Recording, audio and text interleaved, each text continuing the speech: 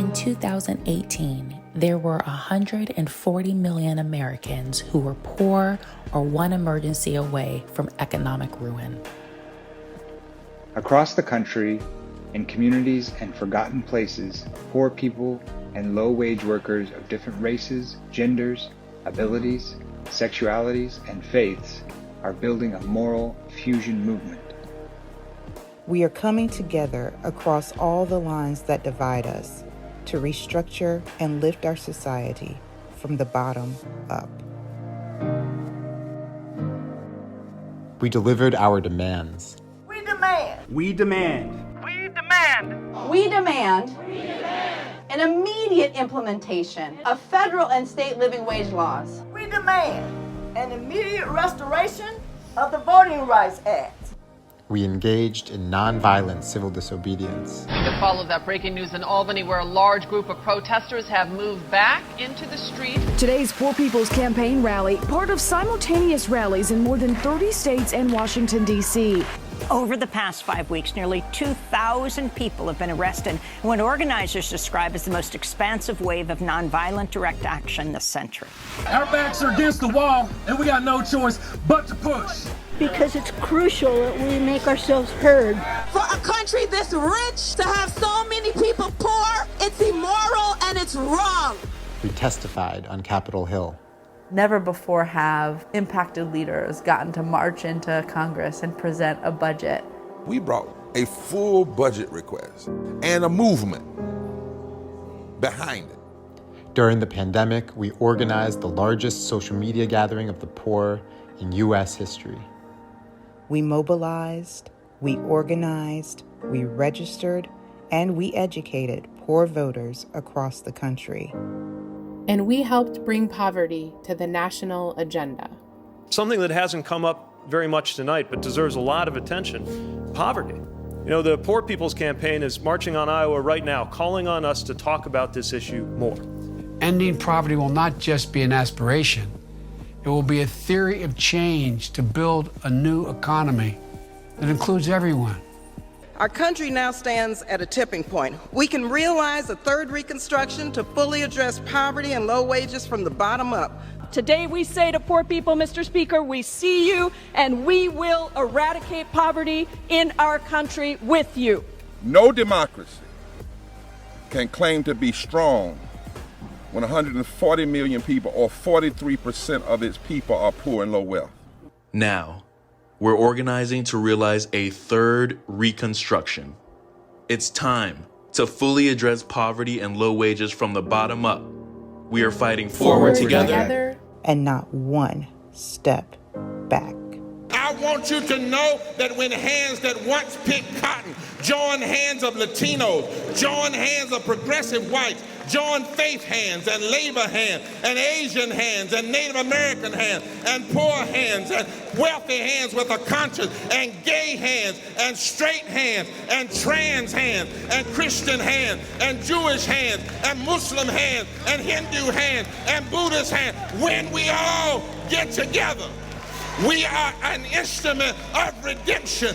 When we join hands, we can revive and make sure that the promise of life, liberty, and the pursuit of happiness and equal protection under the law is never taken away from anybody. So I got a question. Are the rejected ready to revive and declare that this land is your land, this land is my land, this land is our land, and together from the State House to the White House, the rejected are going to demand that this nation never give up on being one nation under God, indivisible, with liberty and justice for all.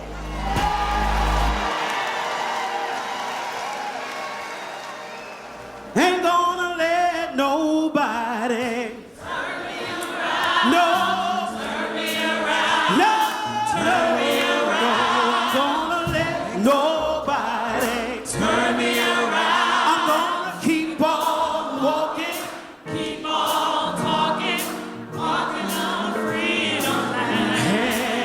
Ain't gonna let nobody turn me around. No, turn me around. No.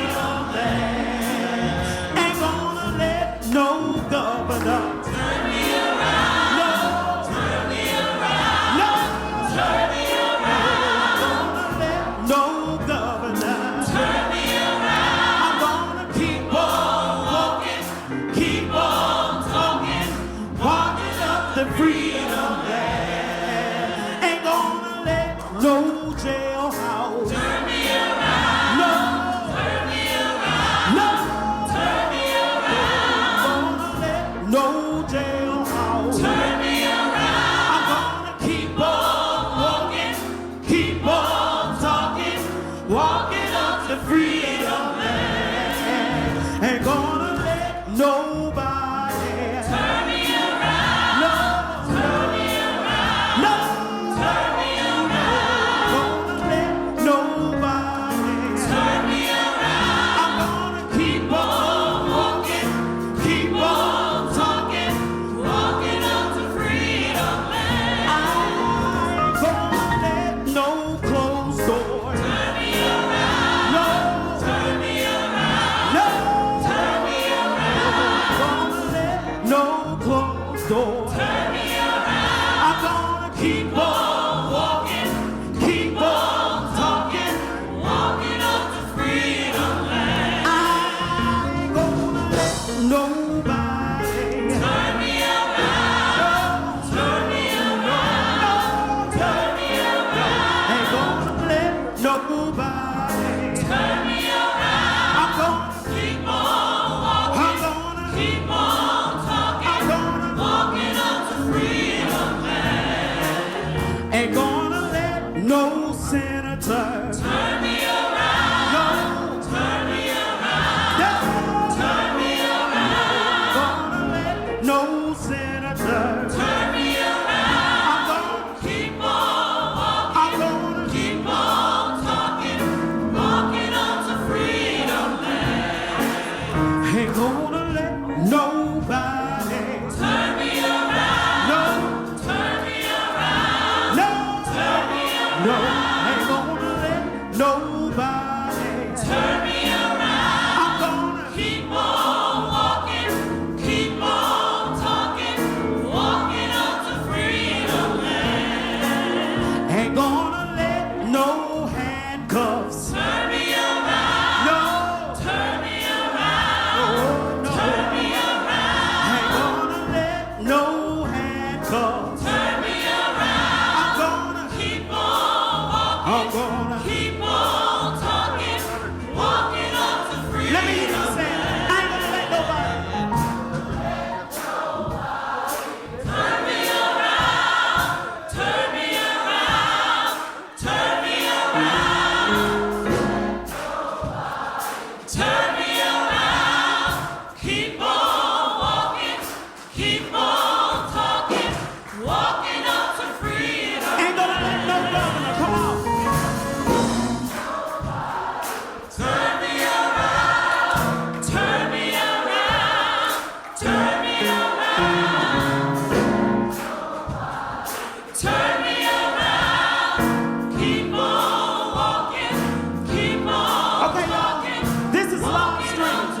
Everybody turn around and look at the camera and say, ain't gonna let nobody turn me around. No, turn me around. No, turn me around. Gonna let nobody turn me around. I'm gonna keep on walking, keep on talking, walking up to freedom.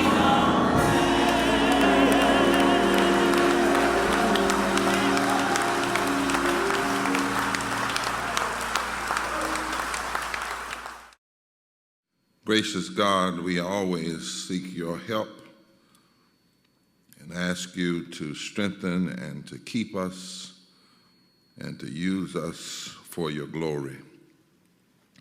In your precious name we pray, and in all that is holy, amen. Democracy versus autocracy is the battle of our time.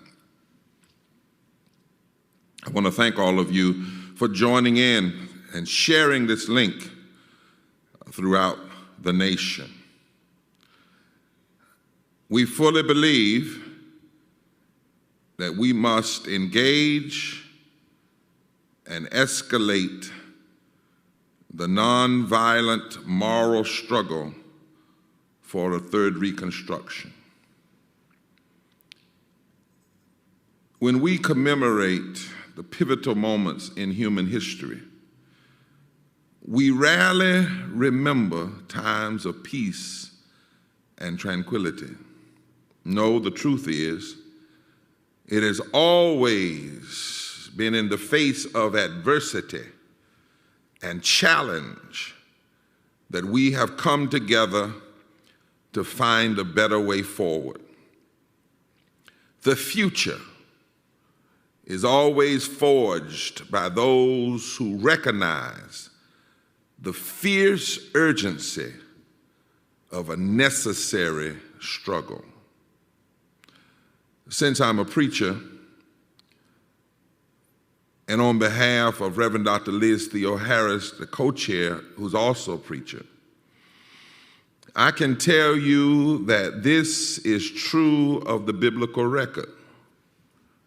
The prophets of ancient Israel, in texts that are honored by Jews, Muslims, and Christians and others, always cried aloud when the leaders grew callous and the poor suffered. In Isaiah 10, for instance, the prophet declares, "Woe, stop, hold up, quit it," to those who legislate evil and rob the poor of their rights. This was the pronouncement of Isaiah in his day.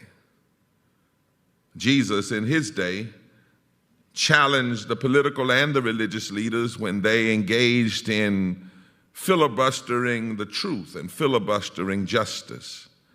He said, "Whoa, hold it, stop, you hypocrites who nitpick about rules, about religious minutia, but you forget the weightier matters of the law, which is justice and mercy."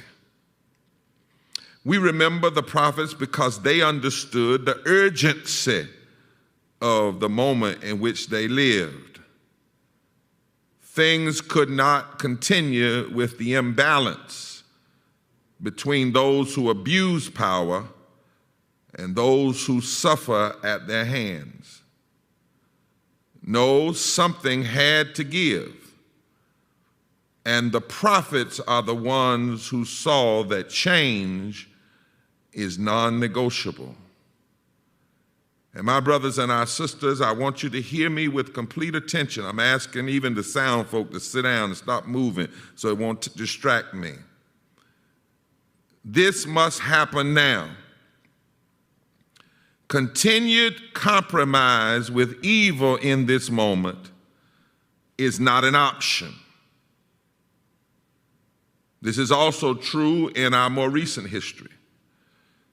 The holiday we some pause to celebrate today does not simply commemorate the birth of the idea of America or the grand vision of democracy, because even the birth was flawed, and even at the birthing, freedom and justice was aborted. No, we have to pause even as we remember how after a long train of abuses, some imperfect men recognized the urgency of the moment. They risked everything by signing their names to a writ of rebellion against a government that did not recognize them as equals, even as they wrote inequality in the very document they signed. But they didn't declare, at least they said they didn't declare their independence because they were certain they could win. They did it because they recognized the urgency of the moment.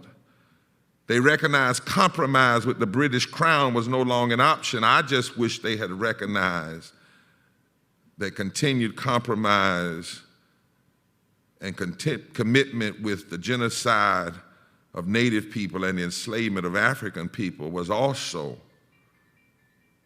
no longer an option.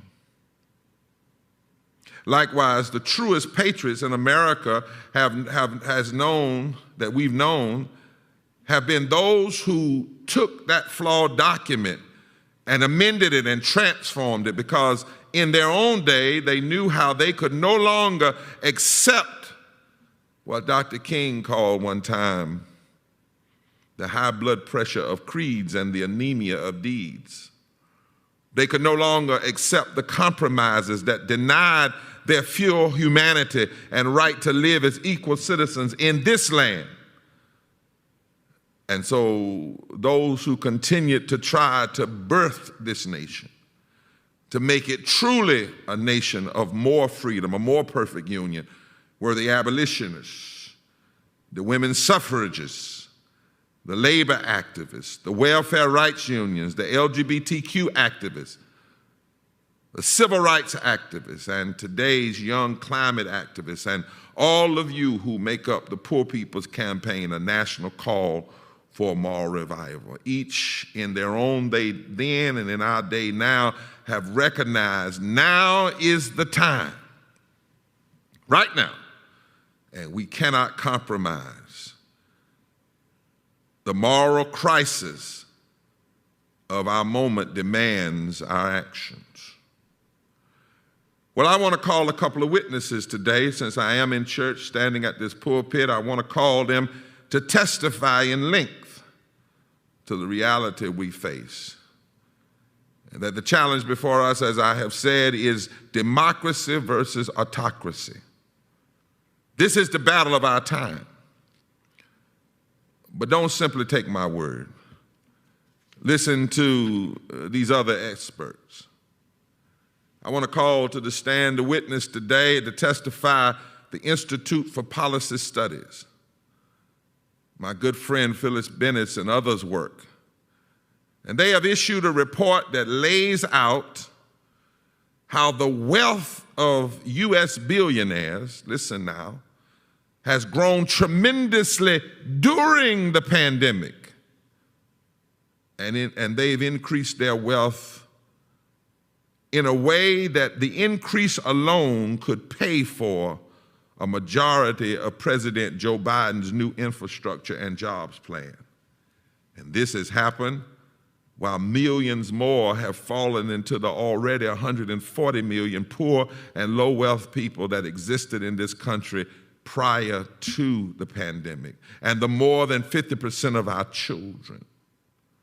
And the many, many millions of people who lost their jobs, the poorest among us who we call essential workers, but have treated them as though they were expendable, and they became the first to have to go to work, the first to get sick, the first to get infected, the first to go to the hospital, and the first to die.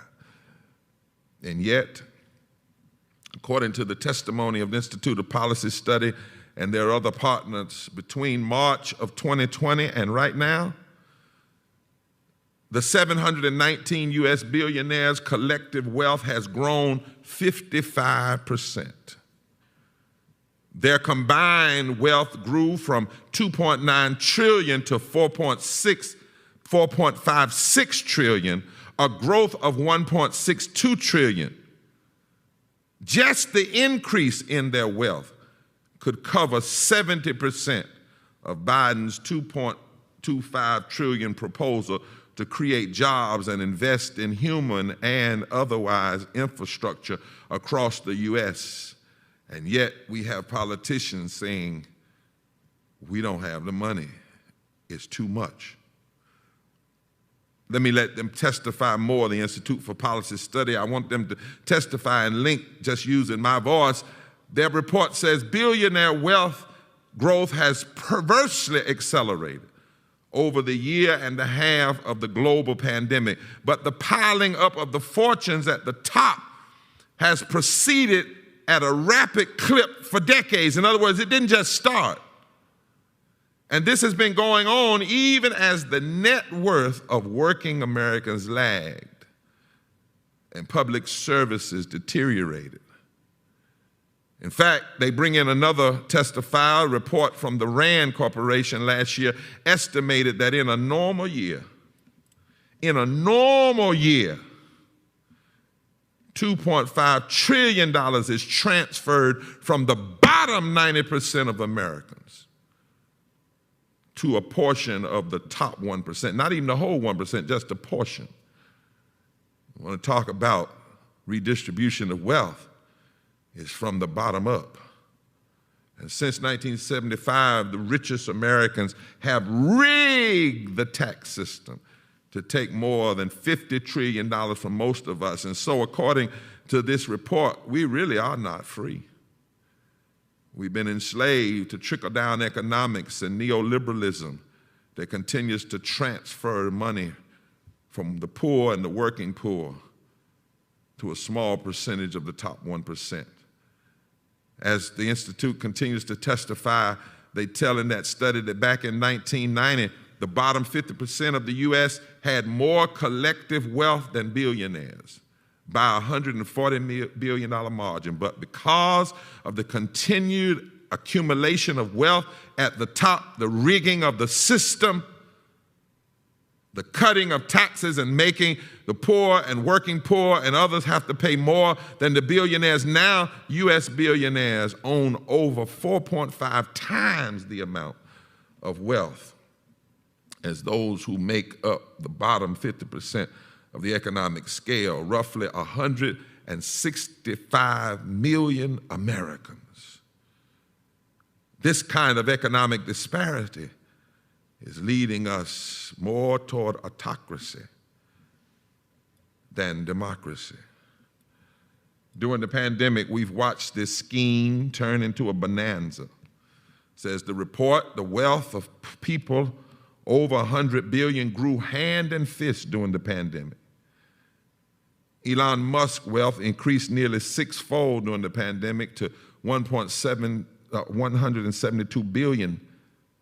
According to the report, the wealth of Amazon's Jeff Bezos grew by 74% during the last 13 months to a total of 197 billion. Yes, he gave $10 million to some groups to say he was concerned about Black Lives Matter, a measly $10 million, not even a tip. But then the next day he cut the hazard pay of those working in his plants in Amazon factories, distribution points. And Mark Zuckerberg's wealth more than doubled in a little over a year during the pandemic to 113.5 billion. Meanwhile, some of the CEOs who have profited the most from the pandemic treat their workers the worst. The Brookings Institute found that of the 13 major retail companies, according to the report, that have experienced pandemic windfall, in other words, they made money during the pandemic, Amazon and Walmart are among the companies that compensate their workers the worst while forcing them to work through dangerous conditions as frontline workers, because you know the frontline workers are essential workers. They can't go home, someone said. They have to cut our meat. They have to deliver our groceries. They have to serve us, even if serving means they are served up, were served up to death during this pandemic. I tell you, the level of greed is obscene. And by itself, just these facts alone about the economic realities demand that we act, and we act now. But it is not all. It's not all that's wrong. It's not all that has caused democracy versus autocracy to be the battle of our times. Because at the same time, we are seeing this grotesque and pornographic grabbing of wealth. We also see the same people with the same money who have the same politicians on their support list. The same people who are consumed by greed publicly are working to undermine democracy and voting politically. Or let me call another witness and listen to this in-depth analysis by my dear friend Ari Berman. I need to recount it in its fullness because of the urgency of now. He he wrote, and I know Ari would be okay with me quoting him, where he said, listen deeply and listen in length. The Supreme Court upheld 2 Republican-backed voting restrictions in the state of Arizona this past Thursday, giving a green light to Republican efforts to make it harder for Democratic-leaning constituencies to vote. And I love that he says constituencies, because he doesn't just say black folk, because the attack we see now is not Jim Crow. It's James Crow Esquire, and it has an impact across the board. Then my dear brother goes on to say, the court gave its blessings to 2 laws passed by Arizona's GOP-controlled legislature. One, preventing anyone but a voter's family member or caregiver from returning a mail-in ballot. That's targeted directly at our indigenous brothers and sisters, like the Apache Nation, and also black people and poor people. And another one throwing out votes cast in the wrong precincts. That has been struck down in the Ninth Circuit Court of Appeals. But now you understand why Mitch McConnell would use 51 votes to put Supreme Court justices in a lifetime position on the Supreme Court, but then refuses to use 51 votes to pass voting rights, because this was struck down by the Ninth Circuit Court of Appeals in January, and they said that it discriminated against Native Americans, listen, Latinos and black voters, which also means that it would have an impact on poor people and poor white folk. Now, Justice Samuel Alito told the truth. Even in the ugliness of this decision, he told the truth that we need to hear. Writing for the 6-3 conservative majority, says Ari, he argued that, listen now, disparate impact among racial or ethnic groups isn't enough to make voting laws illegal. Let me translate what Ari is saying. That Alito says, oh, a little racism ain't all that bad. Just because it discriminates doesn't mean it's illegal. Now, I thought the 14th Amendment says that we have equal protection under the law, all persons. But listen to what this justice said. This is a justice. This is a justice on the Supreme Court. The mere fact that there is some disparity in impact does not necessarily mean that a system is not equally open or that it does not give everyone an equal opportunity to vote. These are the same arguments that were made to justify a poll tax and to justify literacy tests. The difference is then it was only toward black people. But now the way it's being rolled out is literally going after anyone in the democracy who believes in progress rather than retrogression.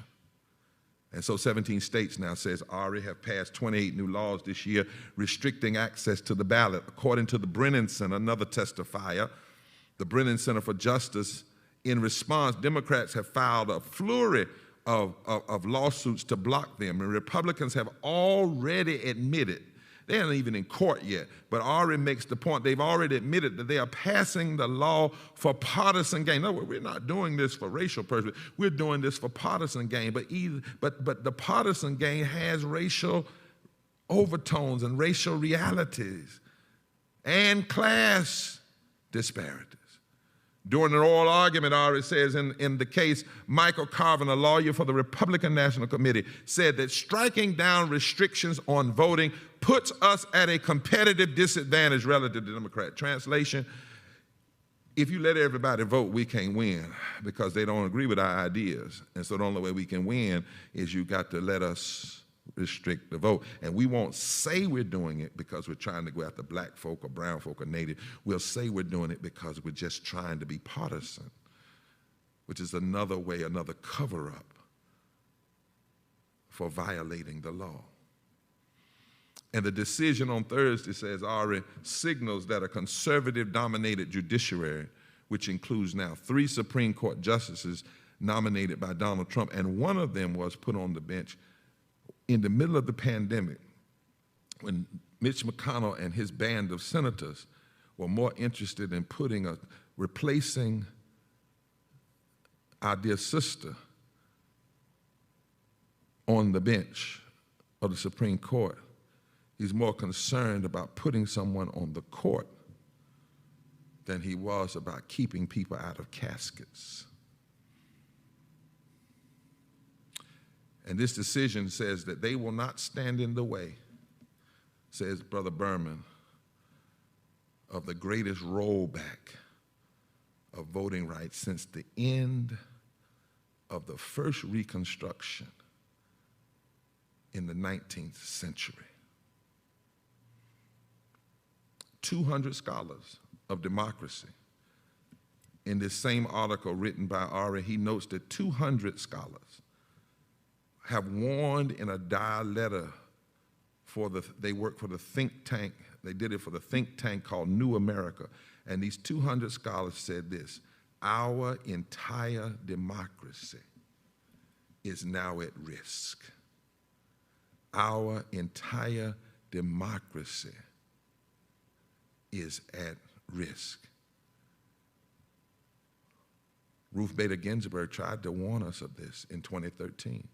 They said, as hundreds of Republican-sponsored bills in states across the country threat to either block or exhaust voters until they just quit, because there's data that says for every 1 hour people have to stay an extra hour in line, thousands of people just don't even come back or either just leave the line. And they want to block or exhaust voters to the point of surrender. And the letter from these authors warned that the recent deterioration of U.S. elections means that several states no longer even meet the minimum conditions for free and fair elections. And then finally he says, in the long run, says Ari, the experts argue, the United States of America, listen to me, could soon become a country of extended minority rule. We already have a country where the majority of those who, large majority of the senators in the Senate come from the states with the least population. But we could become a country of an extended minority rule, which then will call into question whether the United States of America can even remain a democracy, since majority opinion will be increasingly unable to shape government decisions. And without aggressive federal intervention, Republicans could reverse the outcomes of a free and fair election, making the sloppy attempt by Trump and his backers to overturn the 2020 results look like amateurish attempts by comparison. Now, it's strange for me as a black man and a man who's also part Native American to even talk about majority rule, because there was a time when segregation was majority rule. That's what people wanted. And we had to trust the federal government and the courts to challenge, because that majority rule was unjust, and mobs can be unjust. But what they're talking about here is when the majority of people want to follow the Constitution and want to follow that nobody has the right to abridge or deny the right to vote, and want to follow the equal protection under the law, that we're headed to a place where majority opinion could increasingly be unable to shape government decisions if we allow this vast, vast, vast inequality in wealth and this continuing attack on fundamental voting rights. The last line in that study that Ari Berman lays out says, this is bleak stuff for a country that democracy experts have already labeled a civil oligarchy, that we're already a civil oligarchy, where we treat corporations like people and people like things, where money has too much play, and always has, but has too much play in our political outcomes. In a Cambridge University press study, they used that word, civil oligarchy, and they said where economic elites and business interests enjoy massive influence over policies, while the average citizens have little or no independent influence. And the success of the extremists who have hijacked the Republican Party and those in the Democratic Party that they have been able to attract, even though they may call themselves Democrats, their success depends on banishing voters they don't like from the political landscape. And the reason is straightforward. They know that essentially no one likes their ideas. They know that people have deep trust for the oligarchy and the ruling wealthy elite that want to take everything unto themselves. They know that they have failed to persuade a lasting majority of Americans that corporations should answer to no one. Listen to Ari. And that inequality is a natural phenomenon. Preach, Ari. And that weaker nations must be strong, armed into obediently serving American interests.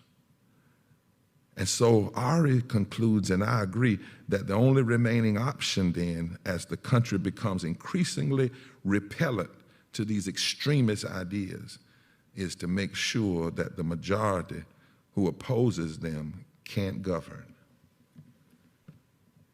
And then he ends with this quote.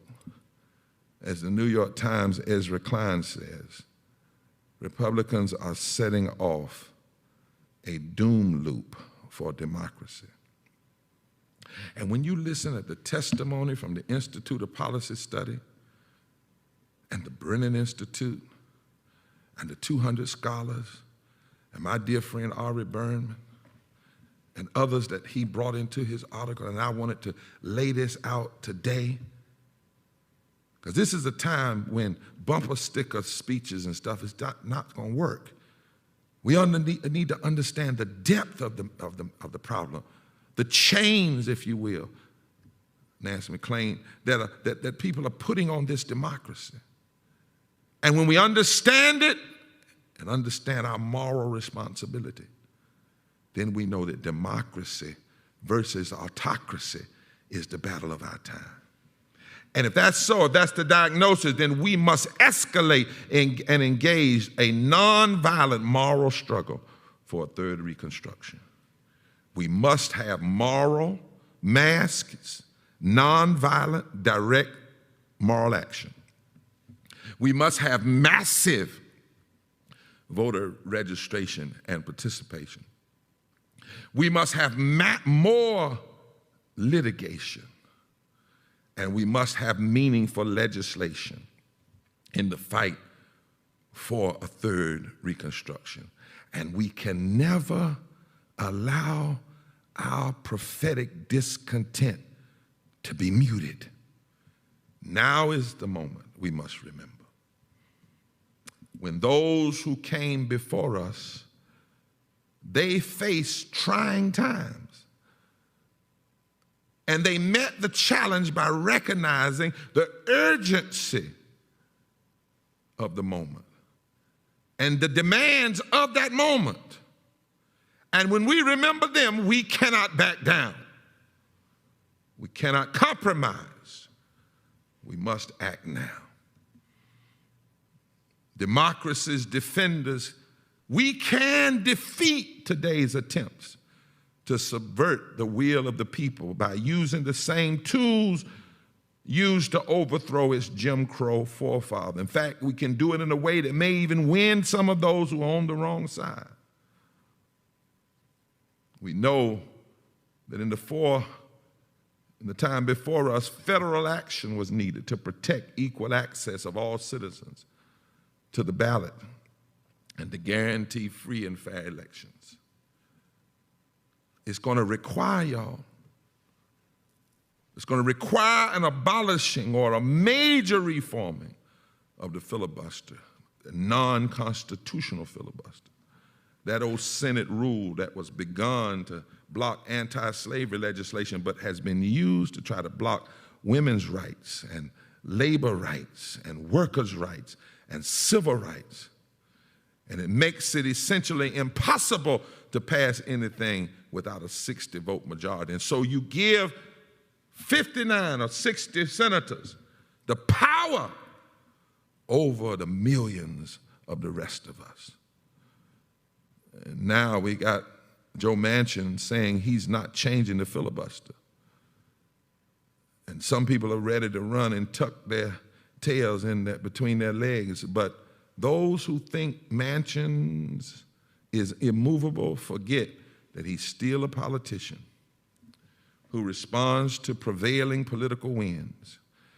And 79% of West Virginians, white folk from the hollers, black folk from the hood, don't agree with him. And if we mobilize in nonviolent direct action with a moral focus, we can make him hear them and hear us. And the same is true with Sinema in Arizona. There were those in years past, you got to remember, when the Voting Rights Act was first passed, it was not because they had the votes at the beginning. There was filibustering then. There were those who said they would do it forever. But the prevailing winds, political winds, were changed by those who dared to take nonviolent, moral, direct action. Right now, Sinema and Manchin can hold their allegiance to the National Chamber of Commerce, because that's who's really backing them the money. And the reason they can do that is because they have not faced the full force of nonviolent, moral, direct action in the streets and in the political suites. Just meeting with them is not going to change them. Just send them a text message or email. No. This is the moment now. And we must be clear. We don't want an insurrection. We want a moral resurrection. The only reliable way to change the political terrain and how policymakers behave is to take the demands to the streets in our deepest moral and nonviolent direct actions. It's no surprise then that GOP politicians and their corporate backers, they tremble at the thought of genuine democracy. That's why they're trying to write rules to disable us from marching. But when you engage in moral, nonviolent direct action, if a law is passed and it's an unjust law to shut down your voice, you're willing to break that law for a higher purpose. They know, the extremists know, that every time progress has been achieved, it's been progress because popular movements have exerted enough pressure to make the elites comply. So my brothers and sisters, this is no time to waste. Democracy versus autocracy is the battle of our time. We must engage and escalate the nonviolent moral struggle and direct action for a third Reconstruction. Doesn't all have to come under one umbrella, but it must come all over the country. It's time to make ending poverty a top legislative priority. It's time to guarantee and protect and extend voting rights. It's time to update the poverty measure. It's time to expand democratic participation, protecting the right to vote and pushing back these recent flood of voter suppression law. It's time to protect the constitutional right of assembly and free speech. It's time to ensure that legislation that improved the condition of the 140 million that was passed in response to the pandemic, that all of those protections are extended and made permanent, from child and social welfare programs to SNAP, to WHIP, to child tax credit, to economic earned income tax credits, moratoriums on all evictions. It's time to fully protect undocumented people who even in this pandemic work to serve this nation. It's time to raise the minimum wage to a living wage of $15. It's time to guarantee the right to form and join unions. It's time, because all of those who fight against these things are the ones supporting the greed and supporting the takeover of our democratic processes and voter suppression. It's time to enact fair taxes on corporations. It's time to repeal the 2017 tax cuts. It's time to have a proper measurement of poverty so we truly measure what poverty and low wealth looks like. It's time to go to work. It's time, past time, to guarantee quality health care for everybody, and universal single-payer health care for everybody. It's time to guarantee safe and quality housing for all and safe and quality water for all. It's time to pass and implement a federal jobs program, not to cut it, but to raise it even more. What we need is $6 to $10 trillion to ensure good jobs and increase public investment and infrastructure and institutions in poor and low-income communities that prioritize green and socially beneficial industries and address inequality in both rural and urban areas that lift all people regardless of their race, their creed, their color. It's time to guarantee quality, safe, and equitable public education and accessible education infrastructure from pre-K to 12. It's time to ensure that people can get a college education. It's time to have relief from student debt and medical debt and housing debt and utilities debt. It's time to enact comprehensive and just immigration reform. It's time to ensure all the rights of indigenous people and tribal nations, including their right to free expression of their religion and the right to their native lands, is protected. It's time to embrace a bold agenda to transform the economy away from climate chaos to a green, renewable energy economy. It's time to demilitarize the U.S. foreign policy by cutting budgets. It's time to cut the military budget by 10% immediately and put that money in infrastructure, jobs, and anti-poverty programs. It's time to end unjust mass incarceration and violent policing. It's time, even if it means deficit spending now, to invest in a future tomorrow. It's time. It's time. It's time. And it's not going to get done just with a rally here and a meeting over there and just an email. No, this is the time for us to engage in massive, nonviolent, moral, direct action in this moment. Connected to massive voter registration, connected to mass litigation, and connected to meaningful legislation. And so to set the example, to hopefully call others to this moment, the Poor People's Campaign, a national call for moral revival, and our other major partners have decided it's time to launch a season of nonviolent moral direct action. You know, when it was launched in Montgomery, then it broke out everywhere else. And it wasn't just one banner, but it broke out.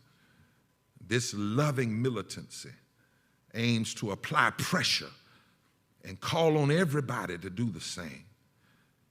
And join us not only in rallies and marches, but also in nonviolent moral direct action. And if people choose to want to arrest us for engaging in our constitutional right, then we will submit through civil disobedience. But we've got to do this to move the United States Senate and move our political structures, because we're in a moment now that the battle is between democracy and autocracy. We must engage in this. We must demand that the Senate do its job. Article 1, Section 4, Clause 1 of the Constitution. The time, places, and manner of holding elections for senators and representatives shall be prescribed in each state by the legislature thereof.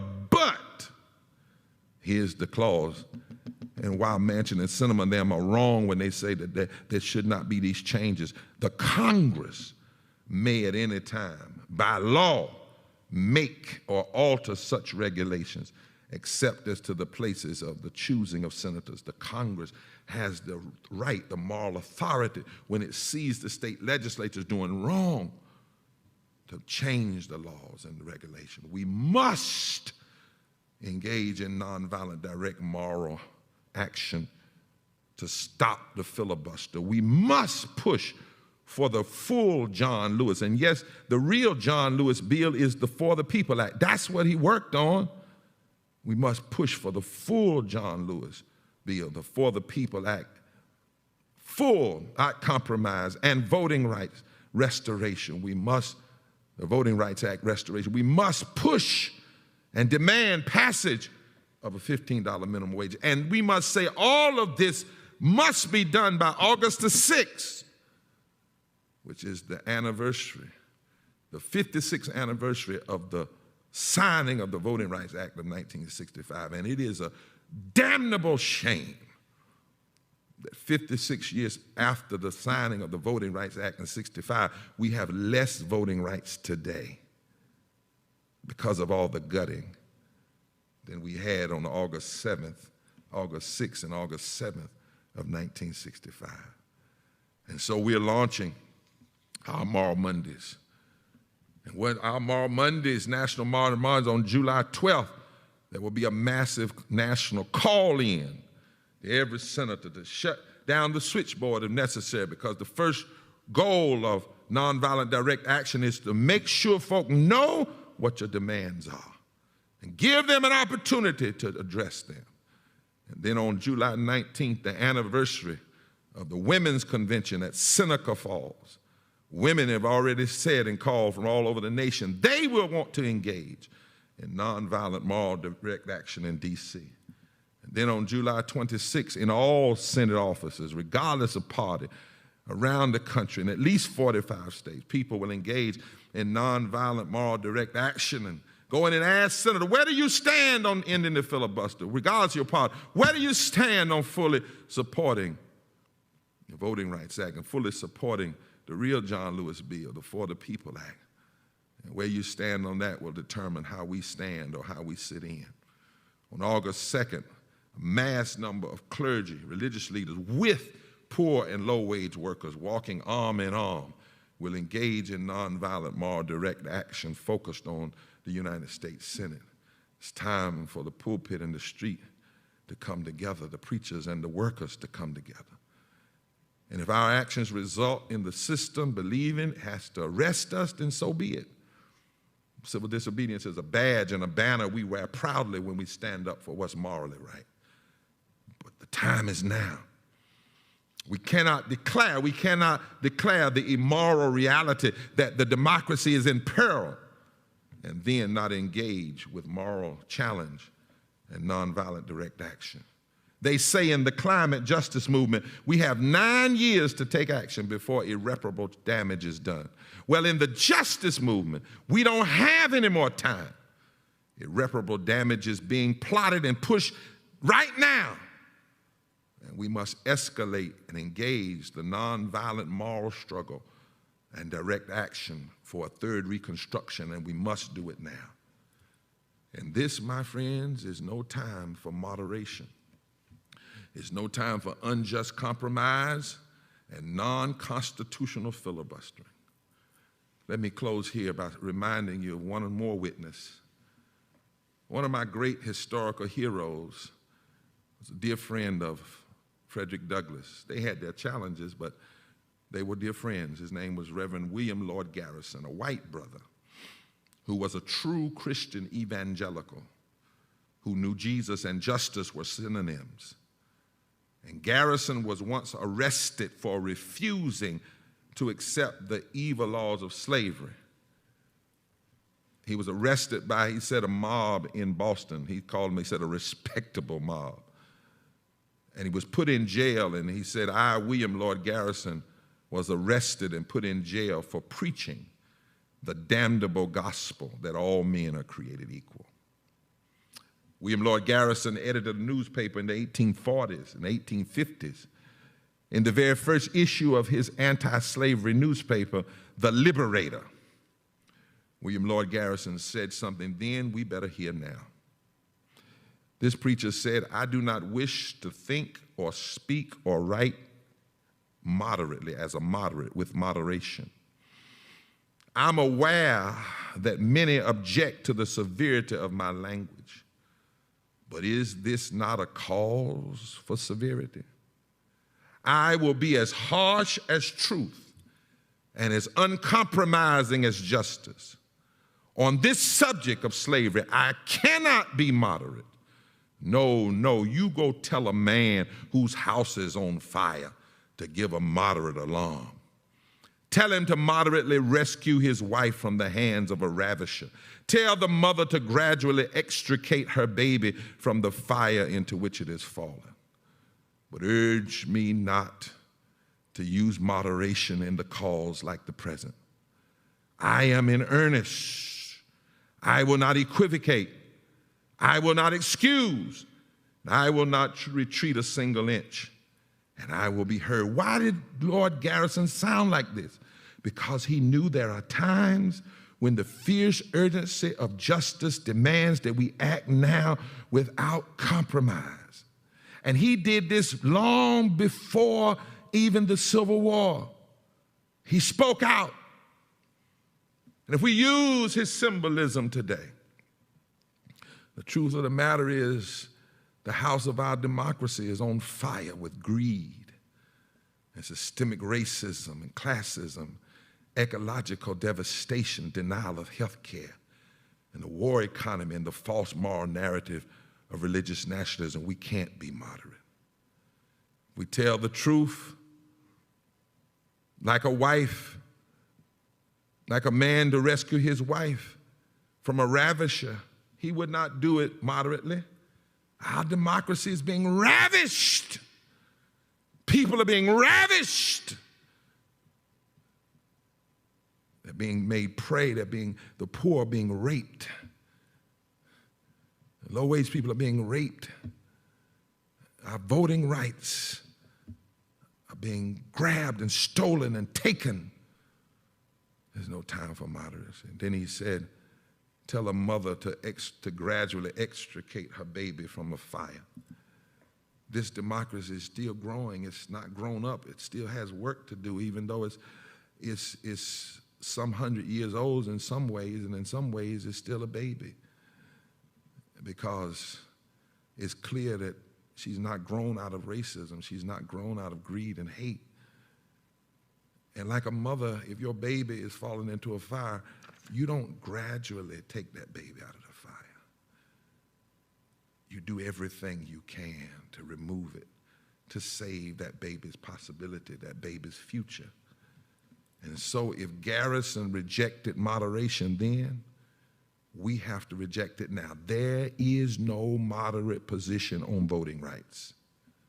There is no moderate position on guaranteeing people a living wage and health care.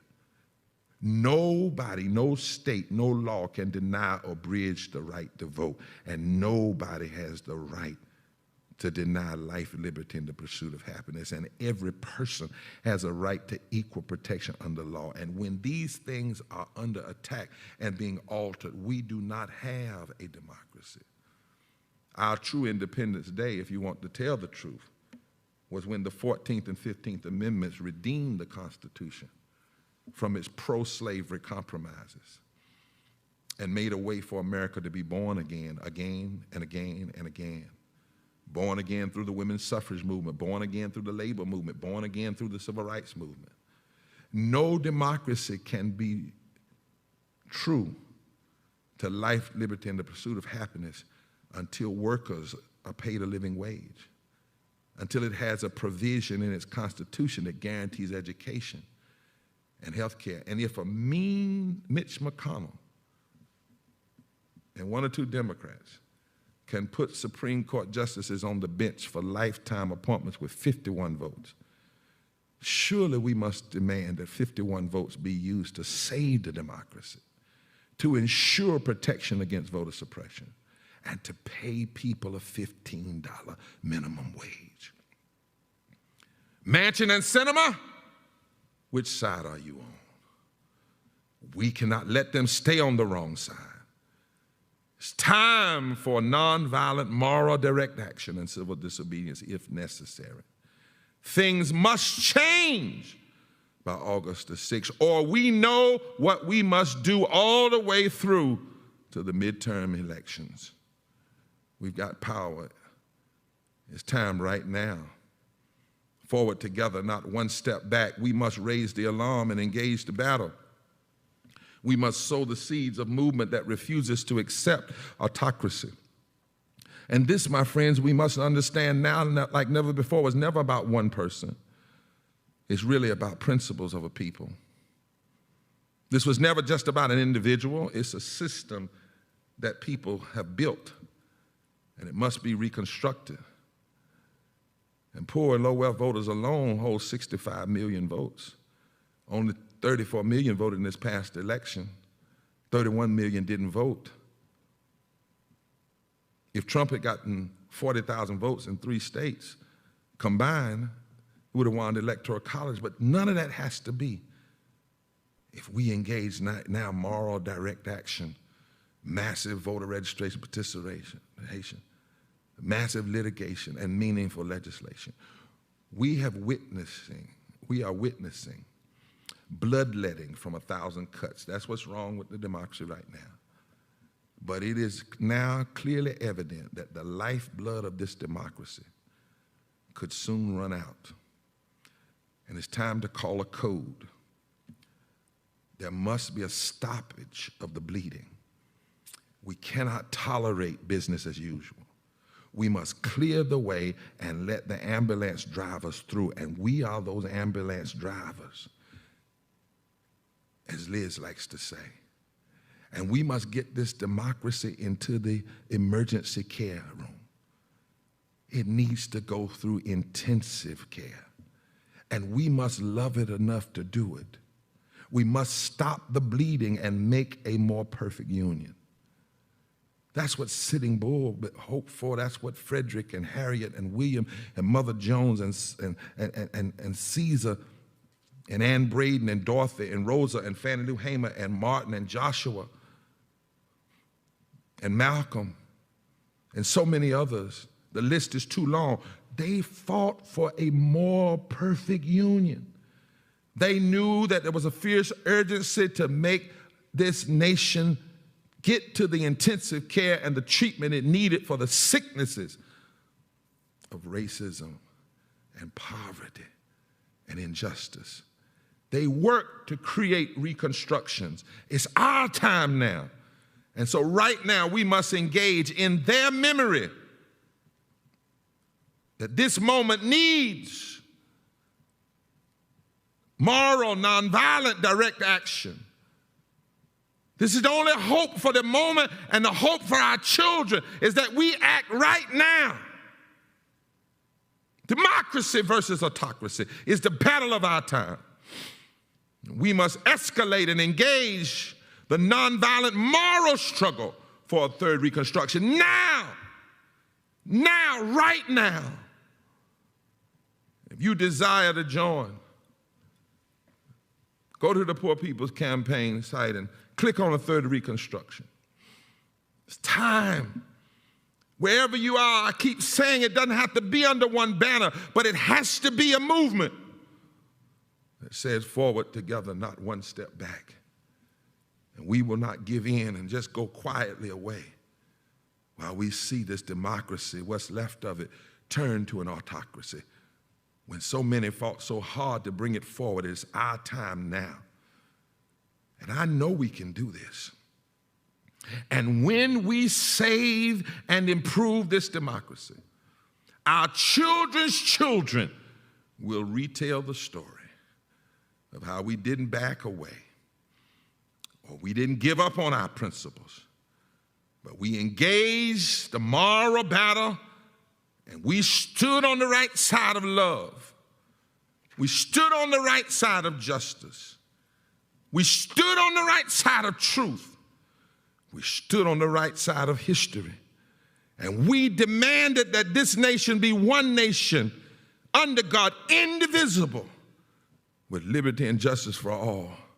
And they will tell the story that in our day when we had a choice to go backwards or forward, we chose forward together, not one step back.